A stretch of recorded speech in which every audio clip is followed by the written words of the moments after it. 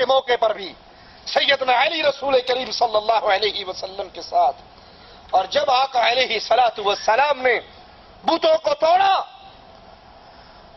سیدنا علی بھی آپ کے ساتھ ہیں بتوں کو توڑنے کے لیے. اور ایک بت جو بلندی پہ نصب تھا، تانبے کا بنا ہوا، رسول کریم صلی اللہ علیہ وسلم نے اپنے کندھوں پہ سیدنا علی کو سوار کیا اور انہوں نے اس بت کو توڑا، نیچے گرایا، پھر کعبہ سے باہر نکال کر پھینک دیا. علی سے محبت کے دعوے کرنے والوں، علی کا نام بھی لیتے ہو، محبت کا دعویٰ بھی کرتے ہو، اور پختہ قبریں بنا کر اس پہ سجدے بھی کرتے ہو. اگر علی سے محبت ہے، علی نے تو اللہ کے علاوہ پوجے جانے والے ہر بت کو توڑا. اپنے ایک شاگرد سے کہا، میں تیرے ذمے وہ کام نہ لگاؤں جو محمد رسول اللہ نے میرے ذمے لگایا تھا صلی اللہ علیہ وسلم. کہا کیوں نہیں؟ کہا جاؤ ہر بت کو توڑ ڈالو، ہر پکی قبر کو توڑ ڈالو، ہر اونچی قبر کو زمین سے ملا دو، ہر تصویر کو مٹا ڈالو. وہ مواحدوں کے امام تھے، وہ مواحدوں کے خلیفہ تھے، وہ رسول کریم صلی اللہ علیہ وسلم کی تربیت یافتہ تھے. انہوں نے شرک کو جڑوں سے اکھاڑ پھینکا تھا. تم اس کا نام لے کے شرک پھیلاتے ہو، دربار سازی کرتے ہو، درباریں قبریں پکی بناتے ہو، اوپر قبے اور جبے بناتے ہو، اس کا طواف کرتے ہو، اس پہ سجدے کرتے ہو، اور پھر نعرہ لگاتے ہو علی ہم تو تیرے ہیں. جو علی کا ہے وہ اللہ کی توحید کو مانتا ہے، اور جو توحید کو نہیں مانتا وہ علی کو نہیں مانتا. علی کو ماننا ہے تو اس راستے پہ چلو جس راستے پہ محمد علیہ السلام نے سیدنا علی کو چلایا، اور وہ قبروں کو توڑنے کا راستہ، بتوں کو توڑنے کا راستہ، بیت اللہ کو آقا علیہ الصلوۃ والسلام اور سیدنا علی نبی کے ساتھ مل کر بتوں سے پاک کر دیتے ہیں. شوال 8 ہجری میں حنین کا معرکہ برپا ہوا. نبی کریم صلی اللہ علیہ وسلم 12,000 مسلمانوں کو لے کر دشمنوں کی طرف بڑھتے ہیں. حنین کے موقع پہ دونوں لشکر آمنے سامنے. مسلمانوں کے اس لشکر میں 2,000 وہ مسلمان بھی ہیں جو ابھی قریب ہی میں فتح مکہ کے موقع پر مسلمان ہوئے. کفار دشمن چال اپنی چل گئے. رات کے اندھیرے میں قریب کی پہاڑیوں پر تیر اندازوں کو بٹھا دیا گیا، اور جب اچانک مسلمانوں پر تیروں کی بارش ہوئی تو یہ مسلمان جو ابھی نئے نئے اسلام میں داخل ہوئے تھے بوکھلا اٹھے، پیچھے کو پلٹے، فوج کی ساری ترتیب ٹوٹ گئی. اس موقع پر بھی رسول کریم صلی اللہ علیہ وسلم کے ساتھ جو دلیر بہادر مسلمان باقی بچے سیدنا علی رضی اللہ عنہ وارضہ، ان کے اندر بھی موجود تھے. اللہ نے توفیق دی، اللہ نے زندگی دی، موقع دیا. تو انشاءاللہ اگلے درس میں سیدنا علی رضی اللہ عنہ وارضہ کے حالات زندگی کے باقی واقعات کو پورا کریں گے. سائل کہتا ہے جو آدمی داڑھی منڈواتے ہیں ان کو کتنا گناہ ہے؟ رسول کریم صلی اللہ علیہ وسلم کی سنت کے دشمن ہیں، نبی کی سنت کے تاریخ ہیں، اور اس عظیم خوشخبری سے محروم ہیں جس کے بارے میں آقا علیہ الصلوۃ والسلام نے فرمایا تھا من احب سنتی فقد احبنی ومن احبنی کان معی فی الجنہ. جو میری سنت سے محبت کرتا ہے وہ مجھ سے محبت کرتا ہے، اور جو مجھ سے محبت کرتا ہے وہ جنت میں میرا ساتھی ہوگا. اب جو نبی کی سنت سے محبت کرتا ہے وہ نبی سے محبت کرتا ہے، جو نبی سے محبت کرتا ہے وہ جنت میں نبی کا ساتھی، اور جو بیوی سے محبت کرتا ہے اور بیوی کے چکر میں نبی کی سنت کو شیو کر دیتا ہے وہ کہاں ہوگا؟ خود سوچ لیں. اور یہاں پر خطرناک بات، ایک تو ہے داڑھی شیو کرنا گناہ ہے، مونڈنا گناہ ہے، چھوٹی چھوٹی رکھنا وہ بھی سنت کے خلاف ہے. وہ چھوٹی چھوٹی شاید اس لیے رکھتے ہوں کہ دونوں گھر راضی رہیں گے.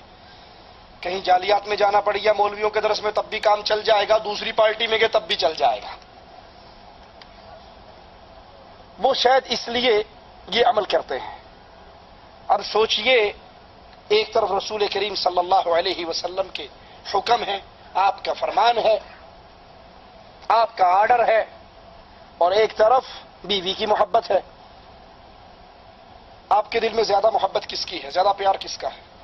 خطرناک بات کیا ہے، ایک بندہ داڑھی کاٹتا ہے یا شیو کرتا ہے، مونڈتا ہے، اس کے دل میں یہ ہے کہ میں گناہ کر رہا ہوں، میں سنت کے خلاف عمل کر رہا ہوں، یہ گناہگار ہے.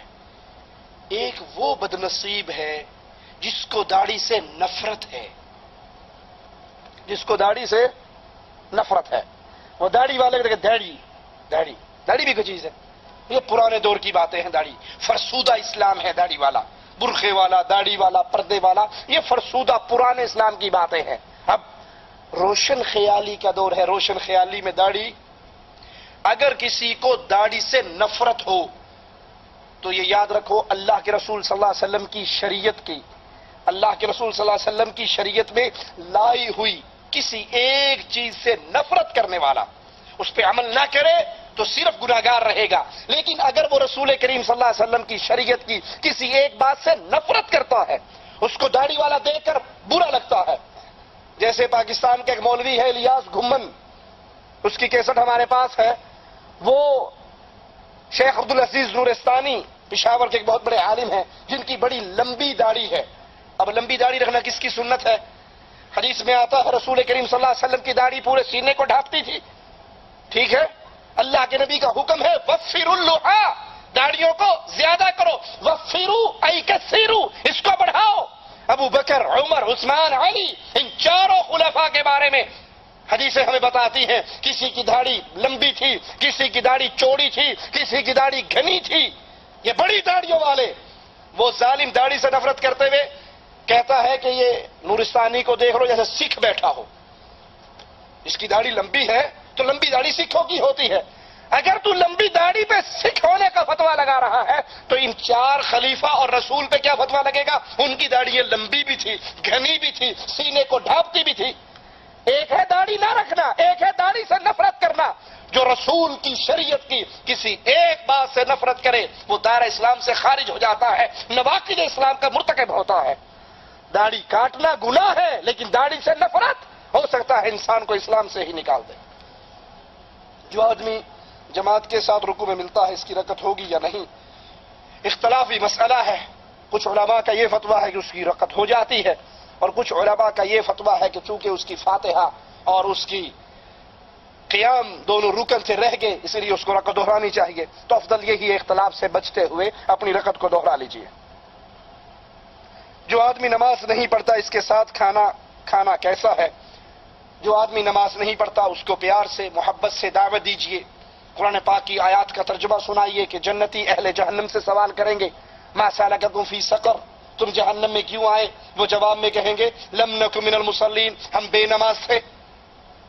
بے نمازی ہونا یہ جرم ہمیں جہنم میں لے کر آیا. پیار محبت سے سمجھائیے، اور پھر اس کے ساتھ اگر وہ نہیں مانتا تو قطع تعلق کیجئے، کھانا پینا چھوڑیے تاکہ اس کو احساس ہو کہ میں کسی غلط راستے پر ہوں. اگر آپ اپنی دوستی برقرار رکھیں گے، محبتیں برقرار رکھیں گے، کھانا پینا، اٹھنا بیٹھنا، شادی بیاہ سارے فنکشن ہوتے رہیں گے تو اسے احساس نہیں ہوگا. اگر وہ آپ کا قریبی ہے اس کو یہ احساس دلانے کے لیے کہ تم جرم عظیم کر رہے ہو جو کفر کی وادی کی طرف لے کر جا رہا ہے، اس سے قطع تعلق کیجئے. ہو سکتا ہے اس بات سے اس کو ٹھیس پہنچے اور وہ دین اسلام کے راستے پر آ جائے. جو آدمی اسلام کا مذاق اڑاتے ہیں وہ بولتے ہیں کہ ابھی سلام کے دوبارہ سلام کا کیا فائدہ ہے. میں نے وہی عرض کیا کہ اسلام کا مذاق اڑانا بہت بڑا جرم ہے جو ہو سکتا ہے انسان کو وادی اسلام سے نکال کر وادی کفر میں داخل کر دے.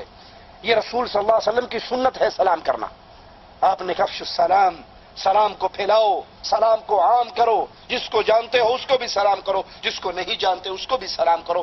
تو اسلام کی کسی بات کو نہ ماننا، اس پہ عمل نہ کرنا ایک الگ ماجرا ہے، لیکن اس کا مذاق اڑانا یہ بہت بڑا جرم ہے۔ اللہ ہمیں قرآن و حدیث پہ چلنے کی توفیق عطا فرمائے، ہماری خطاؤں کو معاف فرمائے۔ اقول قولی ھذا واستغفر اللہ لی ولکم ولسائر المسلمین فاستغفروہ انہ ھو الغفور الرحیم۔